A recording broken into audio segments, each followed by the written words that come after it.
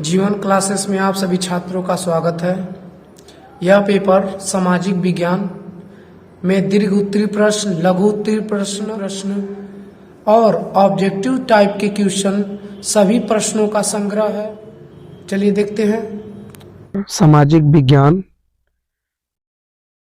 जो हर साल पेपर में आते हैं प्रश्न, उनका एक महत्वपूर्ण प्रश्न बनाया गया है जो 70 नंबर का होगा। ठीक है, तो चलिए देखते हैं।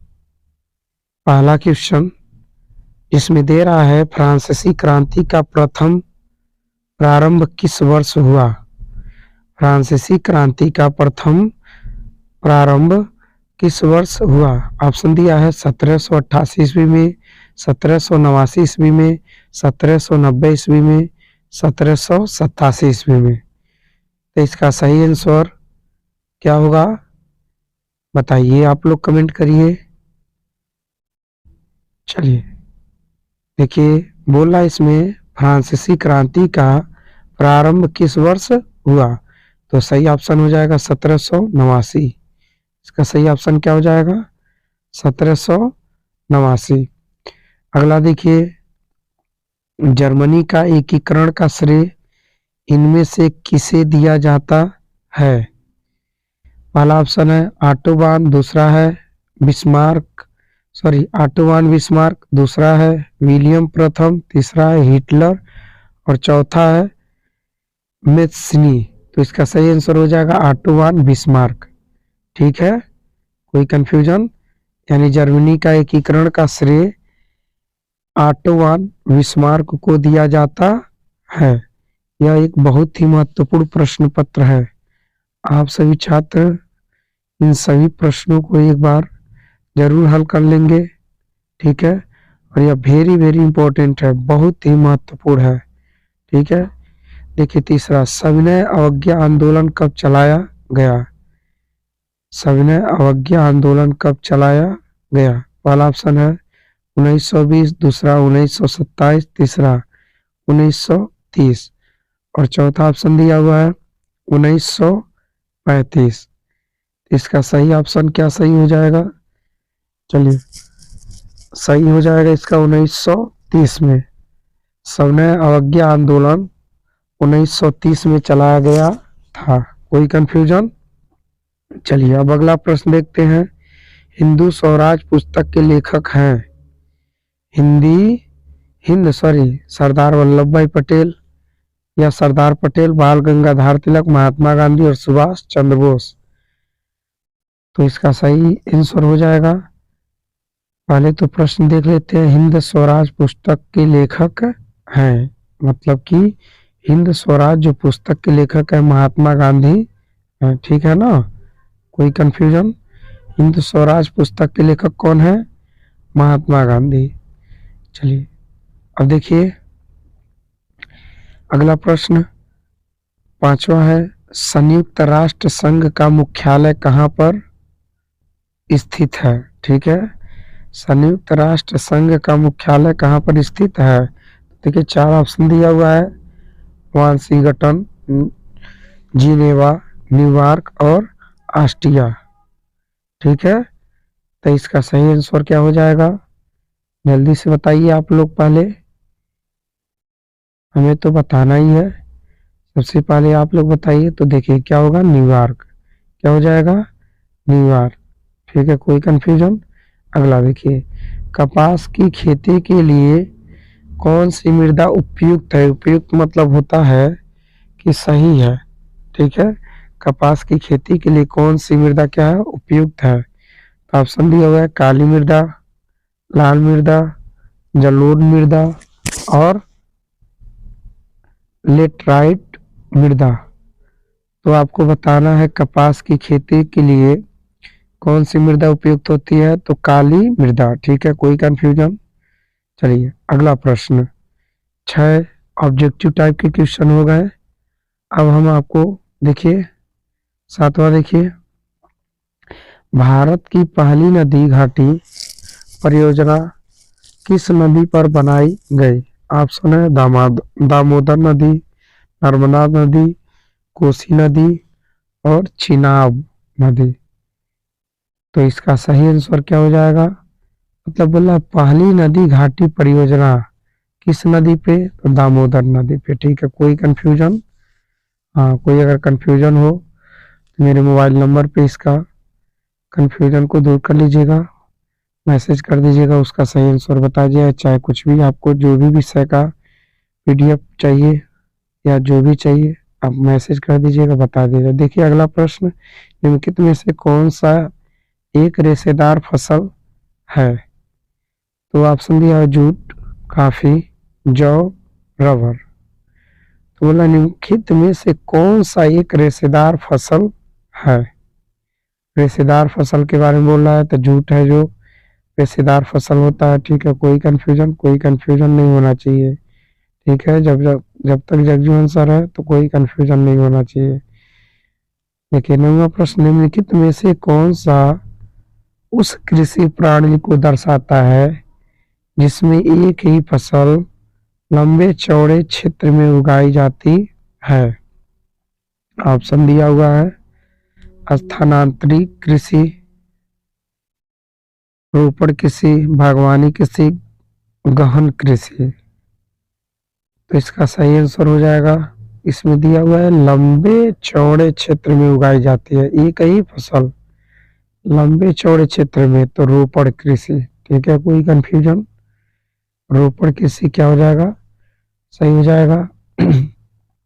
देखिए 10वां क्वेश्चन, झारखंड में स्थित कोडरमा निम्नलिखित खनिज का अग्रणी उत्पादक है। ठीक है, तो ऑप्शन दिया हुआ है बॉक्साइट, अभ्रक, सोना और जस्ता। तो इसका सही आंसर क्या हो जाएगा? देखिए हो जाएगा सही आंसर अभ्रक। ठीक है, कोई कंफ्यूजन? चलिए अगला क्वेश्चन देखिए, दिया है निम्न में से कौन सा परिवहन साधन भारत में प्रमुख साधन है? ऑप्शन दिया हुआ है पाइपलाइन, रेल परिवहन, सड़क परिवहन और वायु परिवहन। इसका सही आंसर बताना है कि कौन सा परिवहन भारत में प्रमुख साधन है? सड़क परिवहन। सड़क से हम जहाँ चाहें तहाँ चले जा सकते हैं, लेकिन रेल हर जगह मौजूद नहीं है। ठीक है ना, तो सड़क परिवहन है जो भारत का प्रमुख साधन है। ठीक है, रेल भी है लेकिन रेल हर जगह पे नहीं प्रयुक्त है, लेकिन सड़क हर जगह है। अगला, बेल्जियम की सामुदायिक सरकार में निम्नलिखित में से किसके मध्य सत्ता की साझेदारी है? ऑप्शन दिया हुआ है विभिन्न सामाजिक समूहों के मध्य, शासन के विभिन्न अंगों के मध्य, केंद्र और राज्य के मध्य, राज्य सरकार और सामुदायिक सरकार के मध्य। ठीक है, कोई कंफ्यूजन?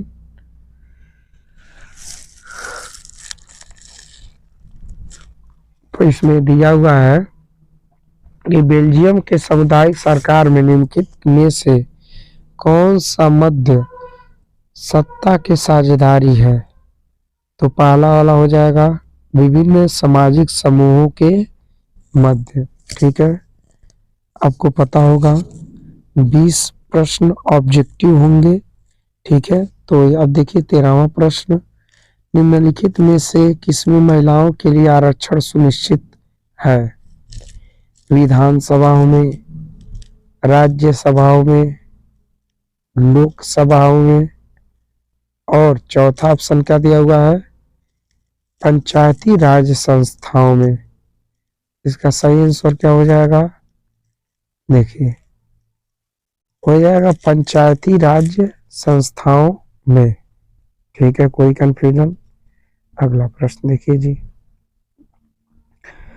धर्मनिरपेक्ष राज्य में धर्म का कोई स्थान नहीं है, एक राष्ट्र एक धर्म में विश्वास है, तीसरा केवल बहुसंख्यक वर्ग धर्म को मान्यता है, सभी धर्मों को समझना चाहिए। ठीक है, इसका सही आंसर हो जाएगा, बोल रहा है कि धर्मनिरपेक्ष राज्य में धर्म का कोई स्थान नहीं है या एक ही धर्म विश्वास है। तो याद रखिएगा, धर्मनिरपेक्ष मतलब होता है सभी धर्मों को समान समझना चाहिए। अगला प्रश्न, नर्मदा बचाओ आंदोलन किससे संबंधित है? नर्मदा बचाओ आंदोलन किससे? सतलुज बांध से, हीराकुंड बांध से, नागपुर बांध से, नागार्जुन बांध से और सरदार सरोवर बांध से। तो आपको बताना इसका सही उत्तर क्या होगा। तो चलिए देखिए, इसका सही उत्तर हो जाएगा सरदार सरोवर बांध से। अगला प्रश्न, भारत में मताधिकार की आयु क्या है? मतलब मत देने का अधिकार कितने वर्ष में आपको मिल जाता है कि आप क्या कर सके, वोट दे सके। ठीक है, तो 21 वर्ष, 20 वर्ष, 25 वर्ष या 18 वर्ष। तो भारत सरकार हमें 18 वर्ष पे क्या करने के लिए हमको मत देने का अधिकार दे देती है। 18 साल के बाद आप कहीं भी जाकर मत दे सकते हैं। निम्न में से किस, देखिए इसको राज्य को गलती दो बार हो गया, राज्य की प्रति व्यक्ति आय सर्वाधिक है? हरियाणा, बिहार, राजस्थान, मेघालय। तो इसका सही ऑप्शन क्या हो जाएगा? बस जल्दी से बोलिए। हरियाणा हो जाएगा। बहुत अच्छा। चलिए अगला देखिए, भारत में जीविका का मुख्य स्रोत है। भारत में जीविका का मुख्य स्रोत है। पहला उद्योग, दूसरा कृषि, व्यवसाय या इनमें से कोई नहीं। बोल रहा है कि भारत में जीविका का मुख्य स्रोत है, मतलब व्यक्ति जीने के लिए क्या करते हैं, तो कृषि का कार्य करते हैं, मतलब कृषि पर निर्भर रहते हैं। ठीक है, भारत के लोग, और देश में कृषि पर नहीं जोर दिया जाता। 19वां विश्व व्यापार संगठन की स्थापना कब हुई? 1 जनवरी 1993 में, 1 जनवरी 1995 में, 1 जनवरी 1985 में या 1 जनवरी 1990 में। तो इसको सही आंसर देना है। ठीक है, तब विश्व व्यापार संगठन की स्थापना 1 जनवरी 1995 में हुआ था। भारत में उपभोक्ता संरक्षण अधिनियम कब पारित किया गया? बोलना इसका सही आंसर हो जाएगा, भारत में उपभोक्ता संरक्षण अधिनियम कब पारित किया गया था? 1982 में, 1984 में, 1985 या 1986। आपका इसमें सही आंसर हो जाएगा 1986। यह 20 ऑब्जेक्टिव क्वेश्चन है जो वेरी बहुत ही महत्वपूर्ण प्रश्न है। ठीक है, आप सभी छात्र इसे एक बार जरूर ध्यान देंगे और याद कर लेंगे ताकि पेपर में आपको कोई कठिनाई ना हो। ठीक है, ये 20 प्रश्न है जो बहुत ही पेपर की दृष्टि से बहुत ही महत्वपूर्ण है। ठीक है ना बाबू, इसमें कोई आपको कंफ्यूजन नहीं होना चाहिए। ठीक है, पेपर में ऐसे ही प्रश्न 100 में 100% है, ऐसे ही प्रश्न पूछे जाएंगे। ठीक है, अगला प्रश्न देखिए अब, जो बहुत ही महत्वपूर्ण है। प्रश्न दिया हुआ है जर्मनी। पहला प्रश्न, जर्मनी एकीकरण की प्रक्रिया का संक्षेप में क्या करिए, संक्षेप में बताइए, चाहे चित्र सहित बताइए, चाहे किसी भी प्रकार से बताइए। तो हम बताएंगे क्या जर्मनी एकीकरण की प्रक्रिया का। चलिए देखिए, दिया हुआ है राष्ट्रवादी भावनाएं मध्यवर्गीय जर्मन लोगों काफी व्याप्त थी। ठीक है, उन्होंने 1848 में जर्मन महासंघ के विभिन्न इलाकों को जोड़कर एक निर्वाचित सांसद, ये देखिए 1884 में जर्मन महासंघ के विभिन्न इलाकों में एक क्या सांसद द्वारा शासित राज्य बनाने का प्रयास किया। ठीक है, ये कब किया? 1884 में। ठीक है, ये निर्वाचित सांसद द्वारा क्या किया? राष्ट्र राज्य बनाने का प्रयास किया, मगर इस पहल को राजशाही और फौज की ताकत मिलाकर दबा दिया। राजशाही और फौज मतलब जो उनके जर्मन के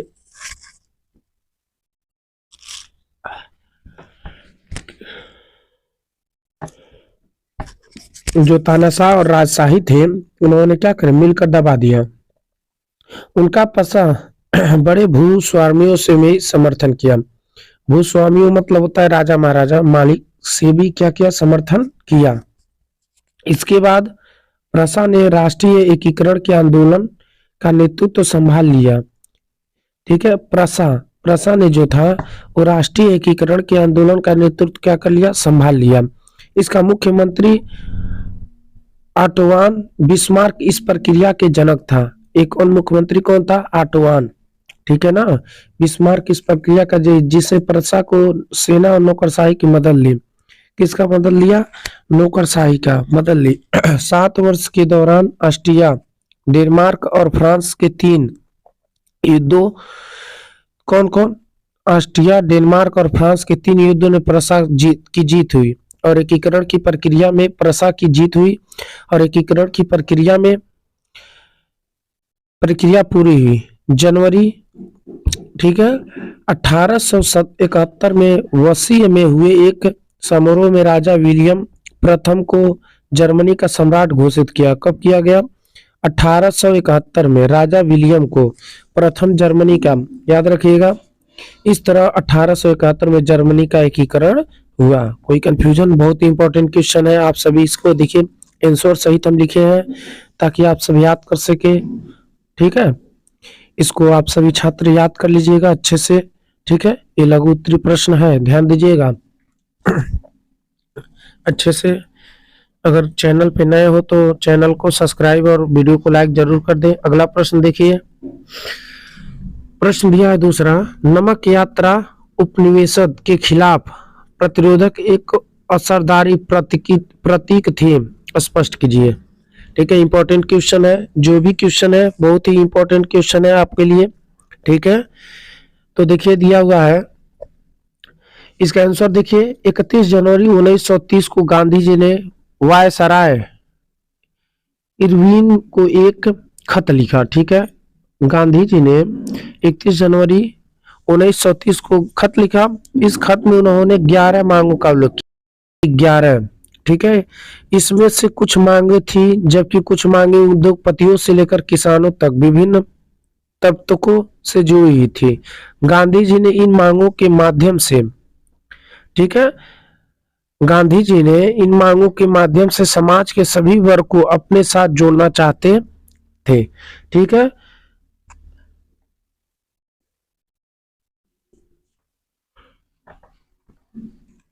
जोड़ना चाहते थे, सभी वर्ग को जोड़ना चाहते थे ताकि सभी उनके अभिमान में शामिल हो सके, ताकि जो उनका वो क्या कवर करने का था, जो उनमें इसमें से सर्वाधिक मांग कर नमक कर समाप्त करने के बारे में था, क्योंकि नमक कर को समाप्त करने का सबसे बड़ा मांग था। ठीक है, सफलतापूर्वक नमक यात्रा निकाला गया। जो नमक पर कर लगाया गया था उसको समाप्त करने के लिए था। तो फिर बाद में सफलतापूर्वक नमक यात्रा निकालकर गांधी जी ने औपनिवेशिकी ब्रिटिश सरकार को अपने सत्याग्रह के तरीके से उत्तर दिया, मतलब यात्रा निकाला। ठीक है, और नमक यात्रा वास्तव में उपनिवेशवाद के विरुद्ध प्रतिरोध तक एक सबसे बड़ा प्रतीक थी। तो जो क्या निकाला गया, देखिए यात्रा निकाला गया, वह ब्रिटिश सरकार को क्या था, एक उपनिवेशवाद के रूप में प्रतीक था। ठीक है, अगला प्रश्न, सत्याग्रह के विचार का क्या मतलब है। देखिए इंपॉर्टेंट क्वेश्चन है, मोस्ट इंपॉर्टेंट क्वेश्चन है, ध्यान दीजिएगा, याद कर लीजिएगा। ठीक है, सत्याग्रह के विचार का मूल आधार सत्य की शक्ति पर आग्रह तथा सत्य की खोज करना है। ठीक है, कोई कंफ्यूजन, सत्याग्रह के विचार का मूल आधार सत्य की शक्ति पर आग्रह और सत्य की खोज करना है। गांधी जी ने इसके प्रबल समर्थक थे। जो सत्याग्रह था उस गांधी जी ने क्या थे, उसका प्रबल समर्थक थे तथा उन्होंने अपनी व्याख्या इस प्रकार की और गांधी जी ने इसके बारे में व्याख्या निम्नलिखित से की है। पहला नंबर, अगर आपका उद्देश्य सच्चा है, यदि आपका संघर्ष अन्याय के खिलाफ है, तो उत्पीड़क से मुकाबला करने के लिए आपको किसी शारीरिक बल की आवश्यकता नहीं है। गांधी जी ने कहा था, अगर आपका उद्देश्य सच्चा है, यदि आपका संघर्ष अन्याय के खिलाफ है, तो उत्पीड़क से मुकाबला करने के लिए आपको किसी शारीरिक बल की आवश्यकता नहीं है। ठीक है, मतलब किसी बल की आवश्यकता नहीं है। ठीक है, जरूरी नहीं है कि आपके पास बल ही हो तभी आप जीत सकते हैं। दूसरा, गांधी जी ने एक बात और कही थी कि प्रतिशोध की भावना या आक्रामकता का सहारा लिए बिना सत्याग्रही केवल अहिंसा के सहारे ही अपने संघर्ष में सफल हो सकता है। ठीक है, प्रतिरोध, ईर्ष्या, मन में द्वेष की भावना लिए बिना भी आप सत्याग्रही केवल अहिंसा अपनी बातों से ही, अपनी बातों को कहकर ही संघर्ष को क्या कर सकता है, जीत सकता है। फिर तीसरा, इस संघर्ष में अनंत सत्य है कि जीत अनंत अंतः सत्य की ही जीत होती है। गांधी जी का अटूट विश्वास था, अहिंसा का धर्म सभी भारतीयों के लिए एकता के शत्रु में बध सकता है। गांधी जी को विश्वास था कि अहिंसा के बल ही हम लोग क्या कर सकते हैं, जीत सकते हैं। इंपॉर्टेंट। अगला प्रश्न देखिए, नवीकरणीय और अनवीकरणीय संसाधन में प्रमुख अंतर स्पष्ट कीजिए। मोस्ट इंपॉर्टेंट क्वेश्चन है बाबू, याद कर लीजिएगा, छूटना नहीं चाहिए किसी भी प्रकार से। आप समय बहुत कम है बोर्ड पेपर में। ठीक है, आप सभी छात्र याद करने का प्रयास कीजिए ताकि बोर्ड पेपर में आपको कोई भी कठिनाई ना हो। देखिए, नवीकरणीय संसाधन, वे संसाधन जिन्हें भौतिक, रासायनिक या यांत्रिकी प्रतिक्रियाओं द्वारा नवीकृत या पुनः उत्पन्न किया जा सकता है, उन्हें नवीकरणीय संसाधन कहते हैं। कोई कंफ्यूजन? वे संसाधन जिन्हें भौतिक, रासायनिक या यांत्रिक प्रक्रियाओं द्वारा नवीकृत या पुनः उत्पन्न किया जा सकता है, उन्हें क्या कहते हैं, नवीकरणीय संसाधन कहते हैं। ठीक है, जैसे हम देख लीजिए, जैसे हम क्या हो जाएगा, सौर ऊर्जा। ठीक है, ठीक है, और भी हो जाएगा पवन ऊर्जा। समझ आ रहा है ना, कोई कंफ्यूजन? सौर ऊर्जा हो जाएगा, पवन ऊर्जा हो जाएगा, जल ऊर्जा हो जाएगा। ठीक है ना, वन हो जाएगा जिसके द्वारा हमें ऊर्जा प्राप्त हो, वन हो जाएगा, वन्य जीव हो जाएगा। कोई कंफ्यूजन? अगला देखिए, अनवीकरणीय संसाधन, इन संसाधनों का विकास एक लंबे भूवैज्ञानिक अंतराल में होता है। खनिज और जीवाश्म ईंधन इस प्रकार के संसाधनों के उदाहरण हैं। इनके बनने में लाखों वर्ष लग जाते हैं। कोई कंफ्यूजन बाबू? जैसे में पेट्रोल होता है, बहुत समय लगता है, डीजल हो जाता है, बहुत समय लगता है, और क्या लिख दिए, और भी हो सकता है। ठीक है, तो आप दो चीज जानते हैं, तो दो पेट्रोलियम पदार्थ हो जाएगा। ठीक है ना, जो अधिक समय लगे बनाने में, जैसे कि मान लीजिए डीजल, पेट्रोल, कोयला हो गया, ये सब बनाने के लिए लाखों वर्ष क्या होता है, भूमि के अंदर उसको क्या करना रहेगा, एक पदार्थ से दूसरे रूप में बदलना रहता है, अपघटन करना पड़ता है। ठीक है, तब तो वह बदलता है। ठीक है, इंपॉर्टेंट क्वेश्चन है बाबू, ध्यान दीजिएगा, याद कर लीजिएगा। ठीक है, यह कई वर्षों का रिपीटेड क्वेश्चन है। चलिए अगला प्रश्न देखिए, भारत की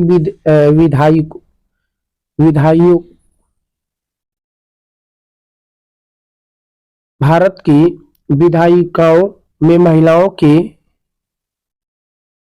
स्थिति क्या है? देखिए, भारत में विधायिकाओं की महिलाएं प्रतिनिधियों का अनुपात बहुत ही कम है। जैसे 2019 में लोकसभा में महिला सांसद की संख्या पहली बार 14.36% तक ही पहुंची थी। यानी सन 2019 में लोकसभा में महिला की सांसदों की संख्या कितनी पहुंची थी? 14.36%। राज्य की विधानसभाओं में उनका प्रतिनिधित्व 5% से भी कम है। मतलब महिला का भागीदारी कितनी थी? 5% से भी क्या है, कम है। ठीक है, इन मामलों में भारत दुनिया के अन्य देशों से बहुत नीचे है, मतलब अन्य देशों में महिला बहुत आगे है। ठीक है, अब देखिए भारत, अफ्रीका, लैटिन अमेरिका के कई देशों से पीछे है। कभी कभार कई महिला प्रधानमंत्री या मुख्यमंत्री बन जाए तो मंत्रिमंडल में पुरुष का ही वर्चस्व रहा है। मतलब कि अगर कोई मंत्रिमंडल, कोई मंत्री, महिला मंत्री बन जाए चाहे प्रधानमंत्री बन जाए, तब भी पुरुषों का ही वर्चस्व रहता है। ठीक है, कोई कंफ्यूजन? अगला प्रश्न, छठवां, अर्थव्यवस्था के तृतीय क्षेत्र से आप क्या समझते हैं? कोई दो उदाहरण दीजिए। बोल रहा है अर्थव्यवस्था को सही करने के लिए कोई दो उदाहरण दीजिए। मोस्ट इंपॉर्टेंट क्वेश्चन है। बोला इसके अंतर्गत क्रियाएं किसी वस्तु का उत्पादन नहीं करती है। ये क्रियाएं प्राथमिक और द्वितीयक क्षेत्र के विकास में मदद करता है। ठीक है, ये प्राथमिक और द्वितीयक क्षेत्र में विकास में क्या करता है? मदद करता है। जैसे वकील, डॉक्टर, शिक्षक, परिवहन सेवाएं आदि सेवाएं प्रमुख है। कोई कंफ्यूजन बाबू? ये आपके लिए बहुत ही महत्वपूर्ण प्रश्न है। अगर चैनल पे नए हो तो चैनल को सब्सक्राइब और वीडियो को लाइक जरूर कर दें। ठीक है, देखिए इतने प्रश्न हो गए हैं, आपको बता दिया गया। ये पेपर की दृष्टि से बहुत ही महत्वपूर्ण है। ठीक है, आप सभी छात्र इसे याद करें।